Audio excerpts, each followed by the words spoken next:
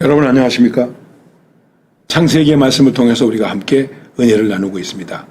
지금 창세기 38장을 함께 공부하고 있는데 창세기 38장은 요약해서 말씀드리면 유다와 다말에 관한 이야기입니다.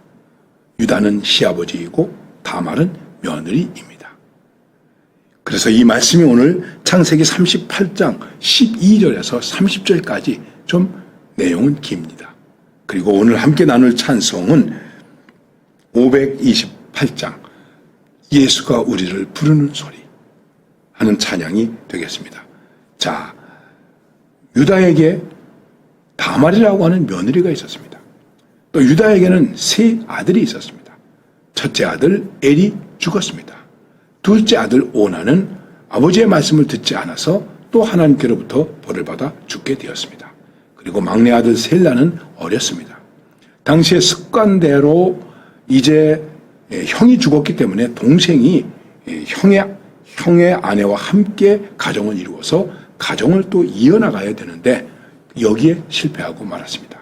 그런데 유다가 또 실수를 했습니다. 그것은 무엇이냐면 셀라가 성장했는데 그러면 이제 친정에 가 있는 다말을 불러서 다시 가정을 이루어서 살게 하고 또 가정의 대도 이어가게 해야 되는데 유다가 이걸 안 한 거예요. 그래가지고 그만 다말이 꾀를 내게 됩니다. 그 이방 땅에서 살고 있는데 그 지역에서 양을 치고 있는데 그때 마침 또 유다도 아내가 죽었어요.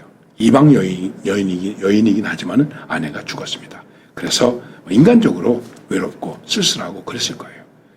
그래서 그 지역에서 세상 어디에나 그런 게 있지 않겠습니까? 그는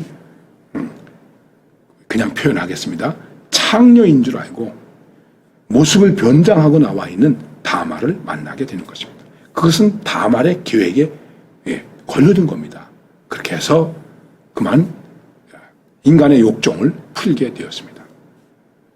그리고 그 사람에게 무언가를 이제 값을 제공했어야 되는데 값을 제공하지 못했습니다. 그리고 그 대신에 증표를 주게 되었는데 여러분들 아시는 대로 요즘으로 얘기를 한다면 지팡이하고 도장 같은 거 하고 이런 것을 주었습니다.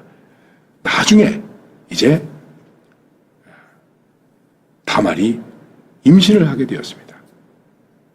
참 성경에도 이런 추잡한 이야기가 있나 이렇게 생각할 수 있습니다. 그러니까 시아버지와 며느리와의 부적절한 관계 속에서 아이를 갖게 되었습니다. 표면적으로는 다말은 지금 홀로 있는 사람입니다. 과부입니다. 그런데 아이를 가졌대? 소문이 나니까 유다가 아니 이런 일이 있을 수 있나? 그리고 그를 죽이려고 했습니다. 그때 여러분 성경에서 말하고 있습니다. 뭐라고 말하고 있냐면은 이제 여인이 끌려나갈 때에 보내어 시부에게 이르되 이 물건 임자로 말미암아 잉태하였나이다. 청컨대 보소서 이 도장과 이 끈과 지팡이가 네 것이니까 하고 유다가 맡겼던 것을 증표로 내보인 거예요. 그러니 어떻게 됩니까? 완전히 집안 망신을 당하게 되었죠. 그리고 나중에 다말이 아이를 낳습니다. 쌍둥이를 낳습니다. 쌍둥이를 낳게 되는데 그 쌍둥이의 이름이 하나는 베레스 그리고 하나는 세레라고 말하고 있습니다. 여러분 여기서 이야기를 좀 비약해서 말씀드리면 바로 이 다말의 이름이 예수님의 족보에 가 있습니다. 다말은 베레스를 낳았고 이렇게 됩니다. 참 이해하기 어려운 얘기입니다. 아니 이렇게 인간적인 실수와 인간적인 문제와 그리고 별로 그렇게 유쾌하지 못한 사건 속에서 어떻게 예수님의 족보에 들어가는 여인이 있게 되었는가? 냉정하게 생각해 보면 다말은 크게 잘못이 없다 이렇게 생각할 수 있습니다. 그러나 자기의 섭섭함 때문에 시아버지를 속여서 그만 실수하게 만든 그런 잘못도 있지만은 실제적으로 생각해 볼 때 다말에게서 어떤 잘못을 크게 찾기는 어려운 것입니다. 결국 우리가 어떻게 이해해야 되겠습니까? 세상 일은 세상 일대로 흘러가는구나. 그리고 그 속에서 우리도 그 세상 일에 물들어서 그냥 그 세상의 흐름대로 흘러갈 수밖에 없구나 하는 것입니다. 그렇습니다, 여러분. 우리가 바르게 살려고, 말씀대로 살려고, 은혜대로 살려고 날마다 기도하고 묵상하고, 그래도 결국은 어떻게 됩니까? 세상의 풍속을 따라서, 세상의 흐름을 따라서 그대로 흘러가는 그런 우리의 모습을 보게 됩니다. 그래서 우리의 모습이 세상 사람들과 별로 다르지 않구나, 이런 자탄을 할 수도 있다고 하는 것입니다. 그렇습니다. 내가 하나님을 믿는 사람인데 하나님을 믿지 않는 사람과 뭐가 다른가? 뭐가 조금 더 높은가 하는 것입니다. 무언가가 좀 다르지 않은가? 그 다름이 무엇일까 하는 것입니다. 참 부끄럽고도 유감스럽게 우리는 많은 그리스도인들의 믿음의 과정에서 이런 점들에서 실패하는 경우가 너무나 많이 있다고 하는 것입니다. 그런데 그렇다고 해서 믿음을 포기하겠는가? 포기할 수 없는 것입니다. 지난번에도 말씀드린 것 같은데 왜 포기할 수 없을까? 여기에 복음이 있기 때문에. 다말이 어떻게 예수님의 족보에 들어갈 수 있게 되었습니까? 생각해 보십시오. 그리고 또 하나 생각할 것이 있습니다. 다말이 가지고 있는 집념입니다. 그 집념으로 시아버지를 무너지게 했습니다.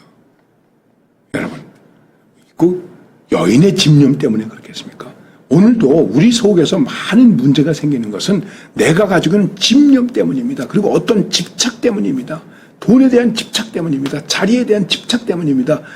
명예에 대한 집착 때문입니다. 이 집착을 이루어내기 위해서 어떡합니까? 잔머리를 굴리죠. 머리를 쓰죠. 나쁜 방법을 사용하죠. 변칙적이죠. 불규칙하게 하죠. 반칙하죠. 그러면서도 법을 지킨 것처럼. 유다가 실수해놓고도 마치 자기는 깨끗하고 거룩한 사람처럼 생각하고 다말을 불태워 죽이려고 했습니다. 얼마나 가증한 것입니까? 그런데 어떻게 됩니까? 그 앞에 자기의 부끄러운 모습이 그대로 드러나지 않습니까? 그렇습니다. 여러분, 여기서 우리가 중요하게 생각해야 될 것이 있습니다. 그것이 무엇일까요? 우리의 범죄, 우리의 죄악, 우리의 악함이 그대로 드러나게 된다는 것입니다. 지금은 거룩해 보이겠죠. 지금은 거룩하게 보겠죠. 지금은 괜찮은 것처럼 보겠죠. 제가 이런 얘기를 고백적으로 한 적이 있습니다. 여러분, 너무 저에게 가까이 오지 마십시오. 저에게 가까이 오면 제 단점이 보입니다. 제 허물이 보입니다. 너무 가까이 오지 마시고 그냥 멀리서 보시고 우리 목사님 근사한데 훌륭한데 경건하신데 그냥 그렇게만 인정해 주세요. 이렇게 말했습니다. 결국 유다가 어떻게 되었습니까? 그렇습니다. 지금 우리가 거룩한 채하고 잘난 채하고 은혜로운 채하고 거룩한 채하고 경건한 채하고 살아도 그것이 벗겨질 날이 반드시 오게 되어 있습니다. 우리는 그것을 두려워하면서 살아야 되는 것입니다. 그러나 그래도 그 가운데서 계속되는 복음의 역사가 있다. 생명의 역사가 있다. 진리의 역사가 있다. 그것이 바로 십자가의 복음입니다. 오늘 이 복음의 은혜로 살아갈 수 있는 하나님의 백성들이 되시기를 바랍니다. 감사합니다.